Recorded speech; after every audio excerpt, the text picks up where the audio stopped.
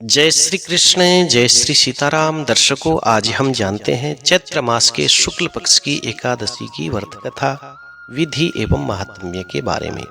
हरि भक्तों, चैत्र मास की अमावस्या को हमारे भारतीय संवत की अंतिम तिथि होती है। इसकी अगली प्रतिपदा से एकम से प्रारंभ हो जाता है हमारा नया संवत। इसी के साथ माता जी के नवरात्रे और नवरात्रों के बाद में आने वाली शुक्ल पक्ष की एकादशी को कामदा अर्थात सभी कामनाओं को पूरी करने वाली एकादशी बताया गया है। पूजन की विधि अन्य एकादशियों के समान ही इस एकादशी की बताई गई है। इस दिन असहाय गरीब लोगों को दान देने का विशेष महत्व है। इस एकादशी की कथा सुनने मात्र से वाजपेय यज्ञ के फल की प्राप्ति होती है। अश्वमेध सहस्राणि वाजपेय शतानि च एकादशीम कथा श्रुत्वा श्रोता फलवाग भवेत। अर्थात 1000 अश्वमेध 100 वाजपेय यज्ञ करने और कराने से जिस फल की प्राप्ति होती है वही फल इस एकादशी की कथा सुनने मात्र से प्राप्त हो जाता है। आइए कथा के बारे में जानते हैं। अर्जुन भगवान से पूछते हैं कि हे मधुसूदन, मैं आपको बारंबार प्रणाम करता हूँ। अब आप कृपा करके मुझे चैत्र मास के शुक्ल पक्ष की एकादशी का वर्णन कीजिए। इस एकादशी का क्या नाम है? इस एकादशी का व्रत किन किन लोगों ने पहले किया और कौन से फल की प्राप्ति होती है? तब श्री भगवान कहते हैं कि हे अर्जुन, जो बात तुम मेरे से पूछ रहे हो यही बात एक बार राजा दलीप ने गुरु वशिष्ठ जी से पूछी थी। वशिष्ठ जी ने राजा दलीप को जो बात बताई थी वही मैं तुम्हें बता रहा हूँ, तुम ध्यान लगा करके सुनो। श्री भगवान कहते हैं कि हे अर्जुन, राजा दलीप ने गुरु वशिष्ठ जी से पूछा कि हे गुरुदेव, चैत्र मास के शुक्ल पक्ष की एकादशी का क्या नाम है? इसमें किस देवता की पूजा करनी चाहिए? उसकी विधि क्या है? आप कृपा करके मेरे को संपूर्ण विधि बताइए। महर्षि वशिष्ठ जी कहते हैं कि हे राजन, चैत्र मास के शुक्ल पक्ष की एकादशी का नाम कामदा एकादशी है। यह सभी पापों को नष्ट करने वाली एकादशी है। जैसे अग्नि सूखी लकड़ी को जला करके भस्म कर देती है, राख कर देती है, वैसे ही कामदा एकादशी के पुण्य के प्रभाव से मनुष्य के सारे पाप नष्ट हो जाते हैं और पुत्र की प्राप्ति होती है। चैत्र मास के शुक्ल पक्ष की एकादशी के व्रत से मनुष्य कुयोनियों में जाने से बच जाता है, छूट जाता है और अंत में उसे स्वर्ग की प्राप्ति होती है। अब मैं इस एकादशी का महात्म्य बता रहा हूँ। हे राजन, तुम ध्यान लगा करके सुनो।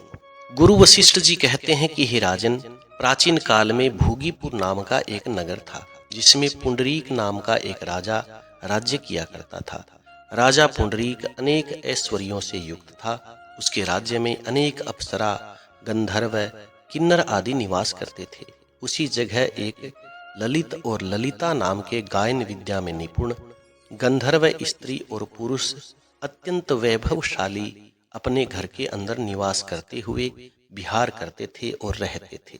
हे राजन, उन दोनों ललित और ललिता के अंदर इतना प्रेम था कि अलग हो जाने की कल्पना मात्र से, सोचने मात्र से वो व्याकुल हो जाते थे। एक समय की बात है, राजा पुंडरीक गंधर्वों सहित अपनी सभा में शोभायमान थे। वहां अन्य गंधर्वों के साथ ललित भी गायन कर रहा था। उस समय उसकी प्रियतमा अर्थात उसकी पत्नी ललिता वहां पर नहीं थी। गाते गाते अचानक ललित को अपनी पत्नी ललिता का ख्याल आ जाता है, याद आ जाती है, जिसके कारण वह अशुद्ध गाने लग जाता है। हे राजन, गंधर्व ललित के अशुद्ध गायन को सुनकर के नागराज करकोटक ने राजा पुंडरीक से उसकी शिकायत कर दी। यह बात सुनकर के राजा पुंडरीक को अत्यंत क्रोध आया और राजा पुंडरीक ने गंधर्व ललित को श्राप दे दिया कि अरे दुष्ट, तू मेरे सामने गाता हुआ अपनी स्त्री को याद कर रहा है, स्मरण कर रहा है। इससे तू नरभक्षी राक्षस बन जा और अपने कर्म का फल भोग। राजा पुंडरीक के श्राप से ललित नाम का वह गंधर्व उसी समय एक विकराल राक्षस बन गया। उसका मुख अत्यंत भयानक हो गया। उसके नेत्र सूर्य के समान प्रदीप्त होने लगे, मुंह से आग निकलने लगी। उसकी नाक पर्वत की कंदरा के समान विशाल हो गई, गर्दन पहाड़ के समान दिखाई देने लग गई। उसकी दोनों भुजाएं 2-2 योजन लंबी हो गई। इस तरह उसका शरीर 8 योजन तक फैल गया। इस प्रकार राक्षस हो जाने पर वह अनेकों दुखों को भोगने लगा। वशिष्ठ जी कहते हैं कि हे राजन, जब उस ललिता को अपने पति ललित के बारे में ऐसा हाल पता चला तो वह बड़ी दुखी हुई। वह अपने पति के उद्धार के लिए विचार करने लगी कि मैं कहाँ जाऊं, क्या करूं, कैसे अपने पति को इस नरक तुल्य कष्ट से छुटकारा दिलाऊं। इधर वह राक्षस बनकर के ललित वनों में रहते हुए अनेक प्रकार के पाप कर्म करने लगा। उसकी पत्नी ललिता भी उसके पीछे पीछे जाती और उसकी स्थिति देख करके विलाप करती, दुखी होती, अनेक प्रकार से रोती और मन में विचार करती कि किस प्रकार से मैं इसे इस कुयोनि से छुटाऊं। एक दिन की बात है, वह अपने पति के पीछे पीछे घूमते हुए विंध्याचल नाम के पर्वत पर चली जाती है। उस स्थान पर श्रृंगी ऋषि का आश्रम देखा और वह शीघ्र ही उस आश्रम में गई। ऋषि के सामने जाकर के दंडवत प्रणाम करके विनती भाव से प्रार्थना करने लगी कि हे मुनि, मैं वीर धनवा नामक गंधर्व की कन्या ललिता हूँ। मेरा पति राजा पुंडरीक के श्राप से एक भयानक राक्षस बन गया है। हे मुनिवर, इससे मुझे महान दुख हो रहा है। अपने पति के दुख के कारण मैं भी बहुत दुखी हूँ। हे मुनिश्रेष्ठ, कृपा करके आप उसे राक्षस योनि से छूटने का कोई उपाय बताइए। वशिष्ठ जी कहते हैं कि हे राजन, उस गंधर्व कन्या का सारा वृतांत सुनकर के श्रृंगी ऋषि कहते हैं कि हे गंधर्व कन्या, चैत्र मास के शुक्ल पक्ष की एकादशी का नाम कामदा एकादशी है। इस कामदा एकादशी का व्रत करने से मनुष्य के समस्त कार्य शीघ्र ही सिद्ध हो जाते हैं, संपूर्ण हो जाते हैं। यदि तू कामदा एकादशी के व्रत के पुण्य को अपने पति को देगी तो वह शीघ्र ही राक्षस की योनि से छूट जाएगा और राजा का श्राप भी शांत हो जाएगा।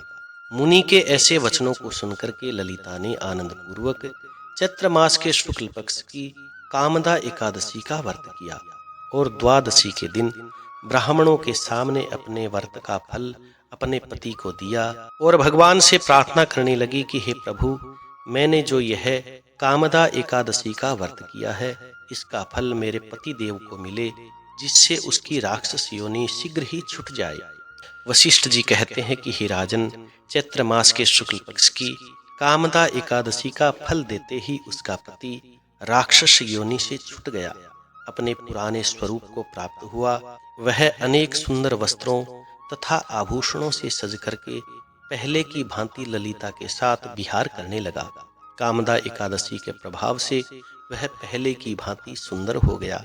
मरणों उपरांत दोनों पुष्पक विमान में बैठ करके स्वर्ग को गए। श्री भगवान कहते हैं कि हे अर्जुन, चैत्र मास के शुक्ल पक्ष की कामदा एकादशी के व्रत को विधि पूर्वक करने से समस्त पाप नष्ट हो जाते हैं। इसके व्रत से मनुष्य ब्रह्म हत्या आदि के पापों से मुक्त हो जाता है, राक्षस आदि की योनि से छूट जाता है।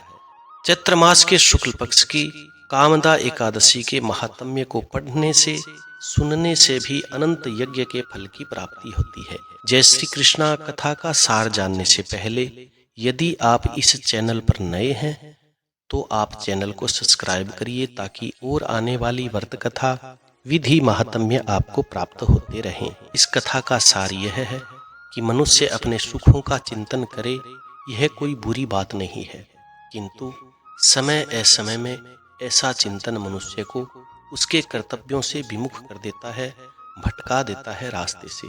इसलिए एकाग्र मन से जिस काम को हम कर रहे हैं उसी के ऊपर ज्यादा ध्यान देना चाहिए। अगर ऐसा नहीं करते तो इससे हमें घोर संकट भोगने पड़ सकते हैं।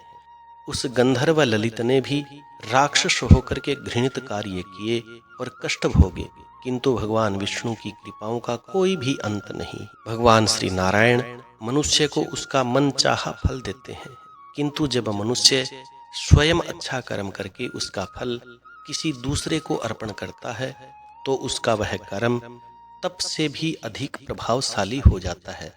पुण्य दान करने वाला मनुष्य देवतुल्य हो जाता है, देवताओं के समान हो जाता है। जय श्री कृष्ण, जय श्री सीताराम।